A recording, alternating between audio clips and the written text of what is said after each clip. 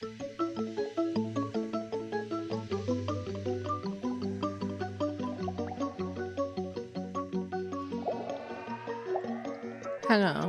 Welcome to another episode of Accessible Airwaves on CGSW 90.9 FM.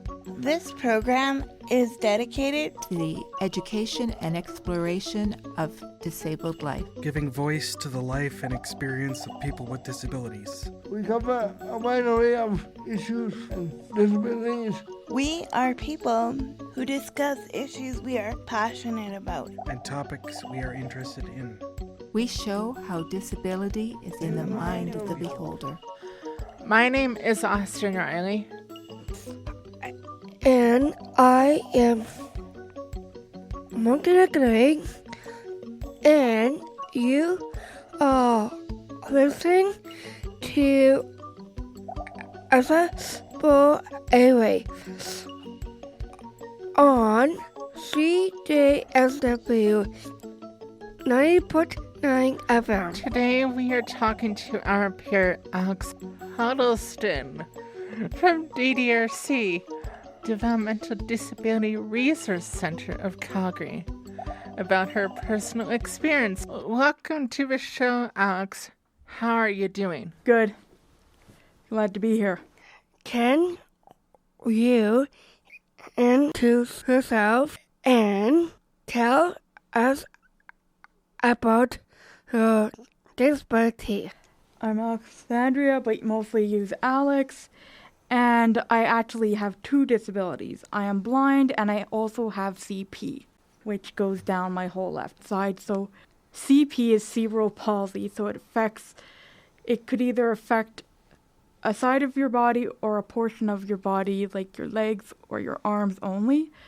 So it runs down my left side, so my left leg as well as my left arm do not work correctly or really at all. To a point.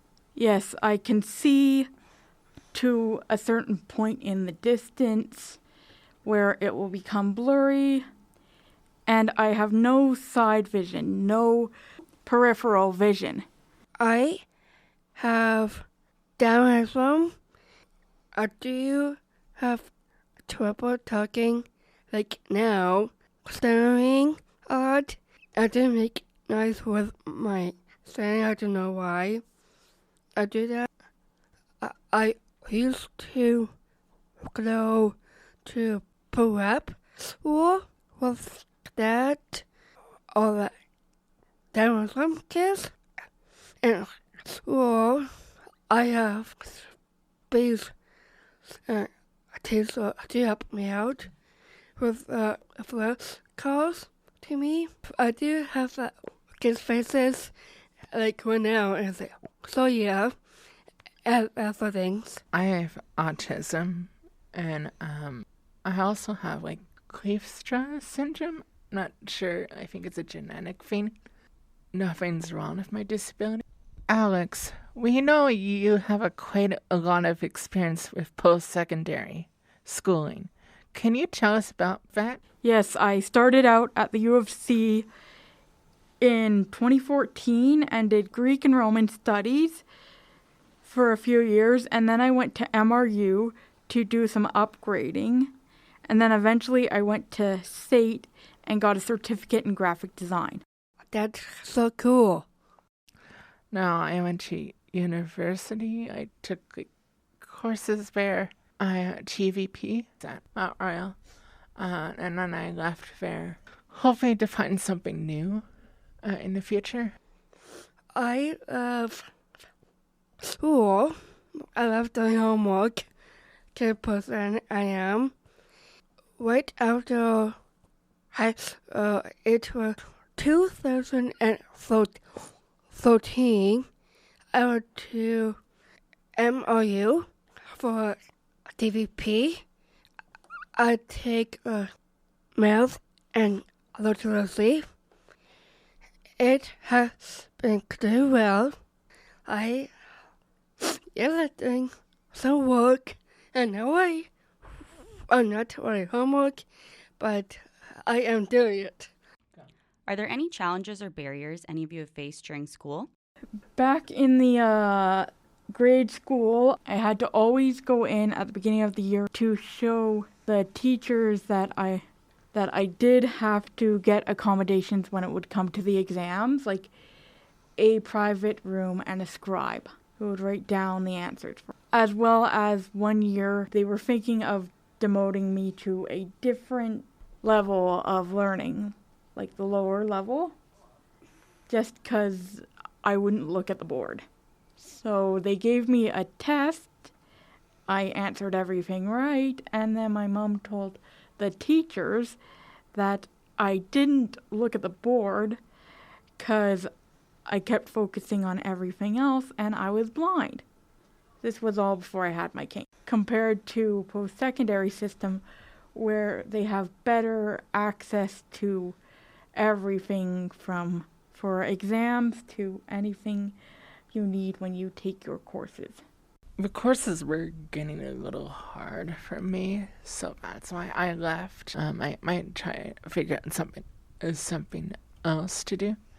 I just felt like the structure was getting a little unsupportive, so I just left. It was in middle school.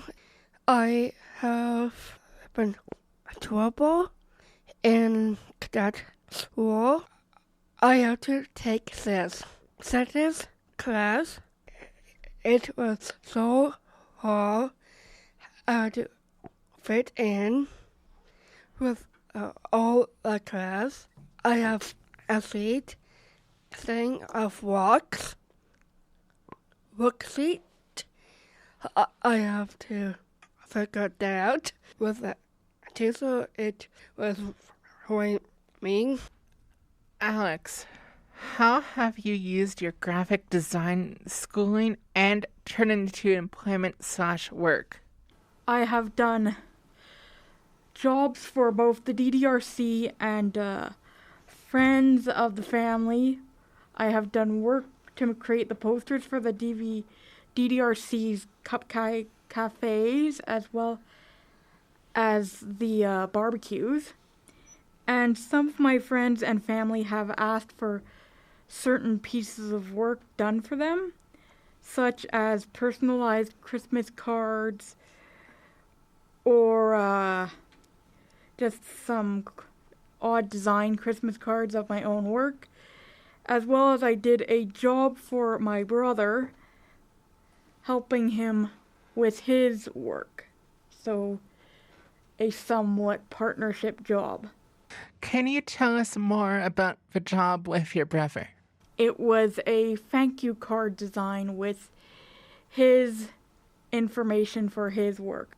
Most work for when I do the freelance for our friends is usually I get a few dollars out of it, and everything for DDRC is no payment because of the fact I'm working with the Client Voice Committee, CVC. What is the CVC? The Client Voice Committee helps clients let their voices be heard and helps out with getting stuff done around the DDRC to help them, whether it's even just the simplest of things.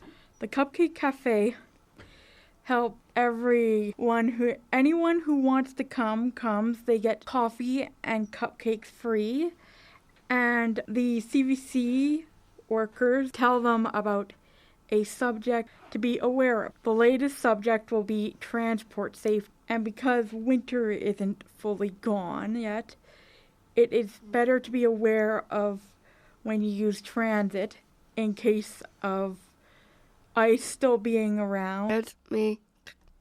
There was a coffee. Alice, what do you like to do in her free time? As a personal interest and because of my love for graphics as well as sort of a history aspect, I try to find or just watch older cartoons and movies for their design aspect, as well as I like finding old games, because up until they invented the handhelds, they were actually able to make 3D CGI imaged games back in the early day of Nintendo, such as the Nintendo 64 games are all CGI, and once they created handhelds, they went back to the drawing board, and most of them are 2D. Cool.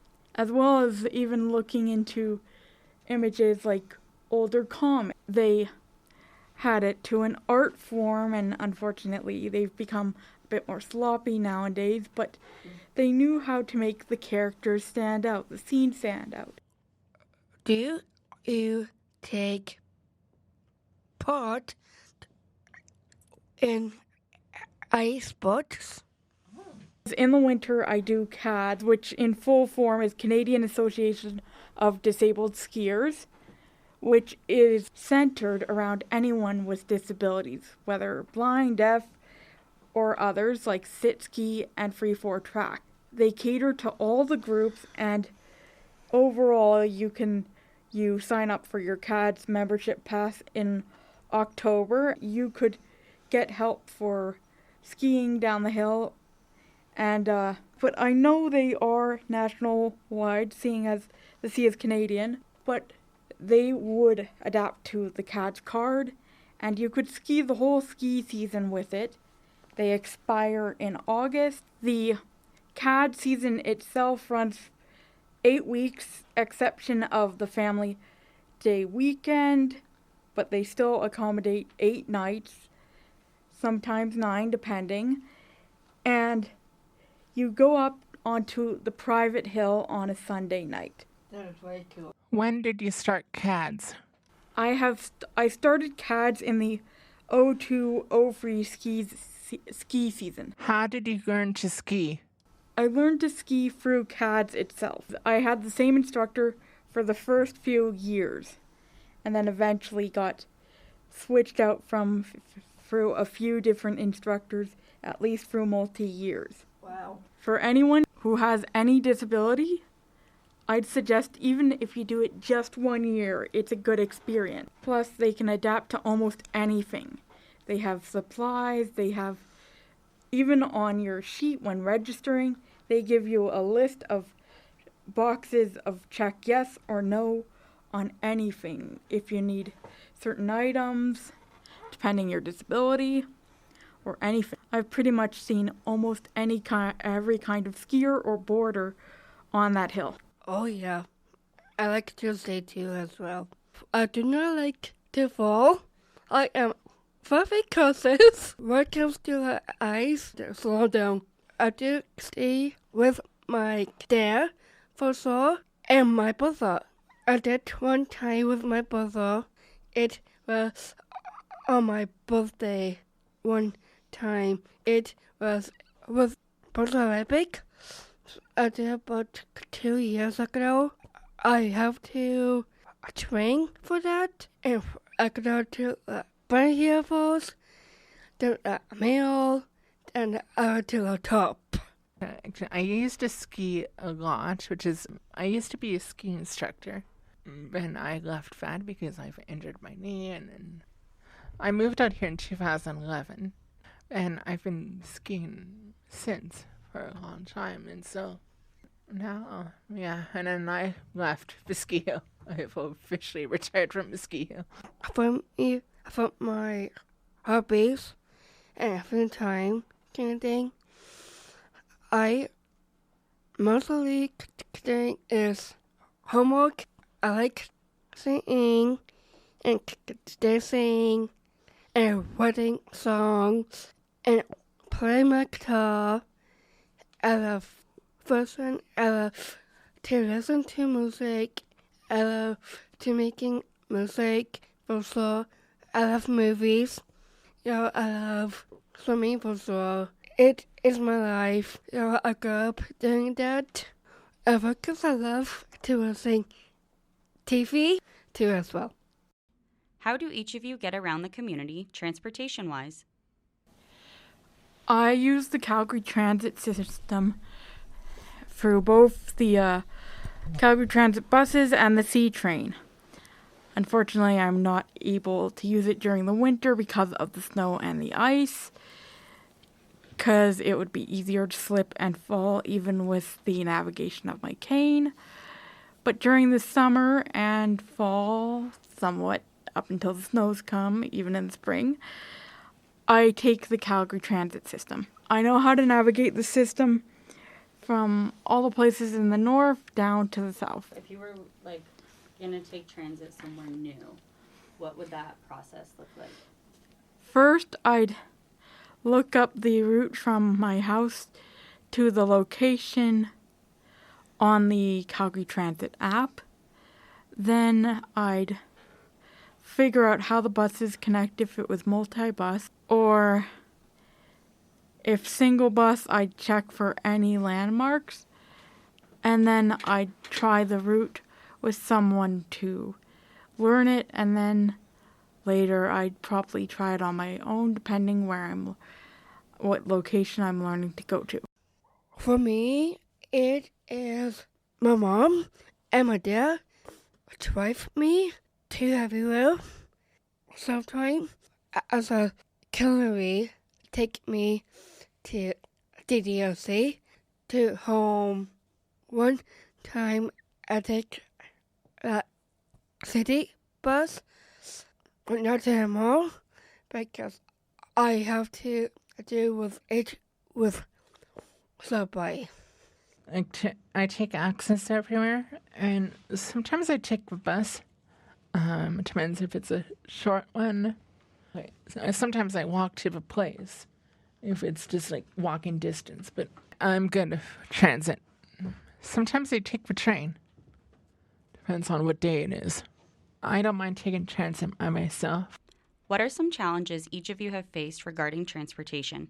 I have grand mal status epilepsy, and I still take the transit system, but I always am carrying a set of my emergency drugs, and if I felt any out of control or symptoms, I'd probably alert the driver.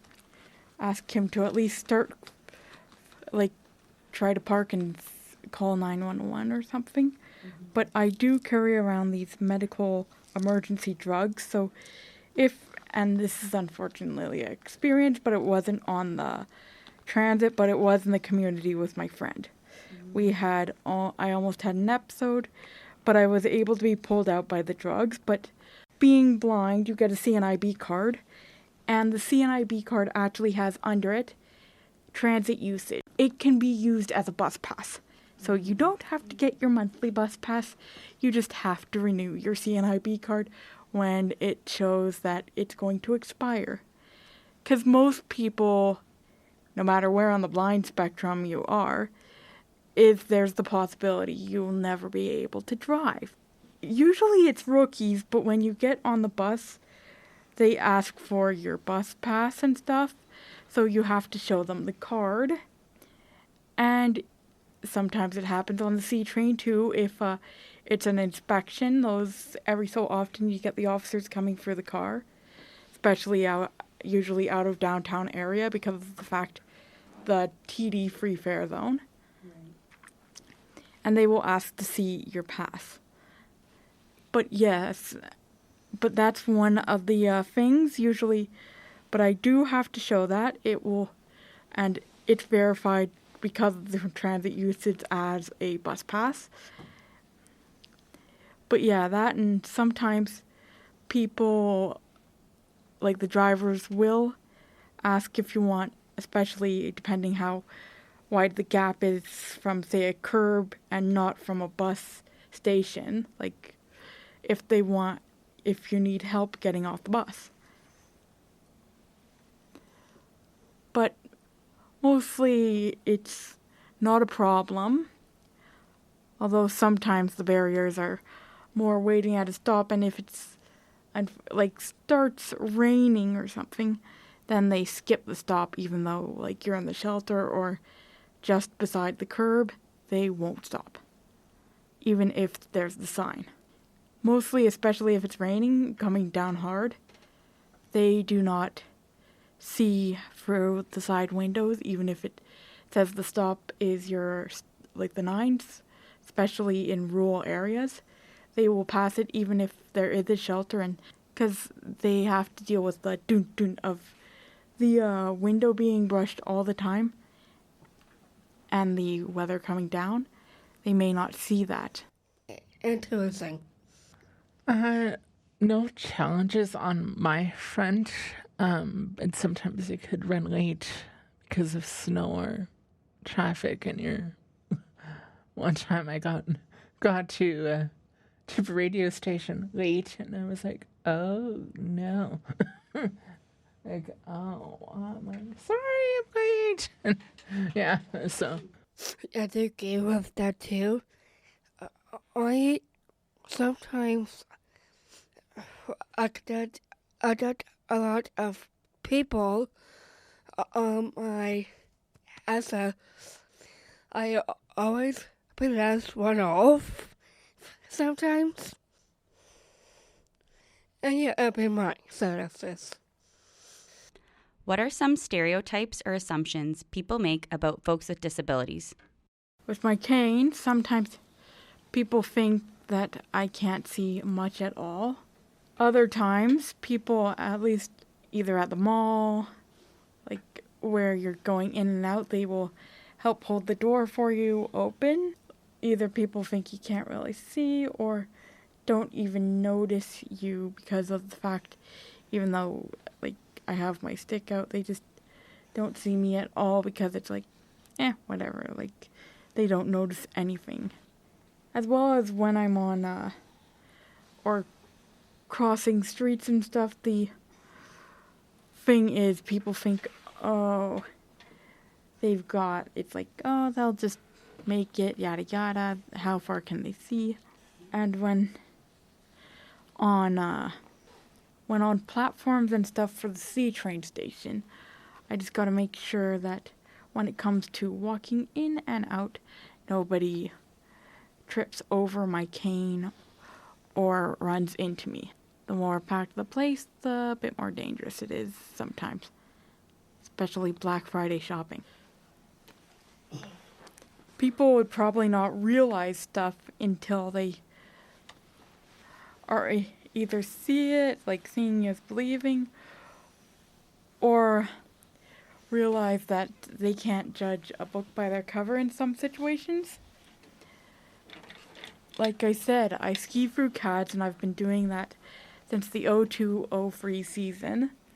But also, we have a vacation home out in BC we go to in the summer, and because of my cerebral palsy, which takes over the left part of my body, I actually I go on our boat and do body surfing on a kneeboard I own. Wow. So I'm able to keep myself on the board using most the strength of my right hand and balance.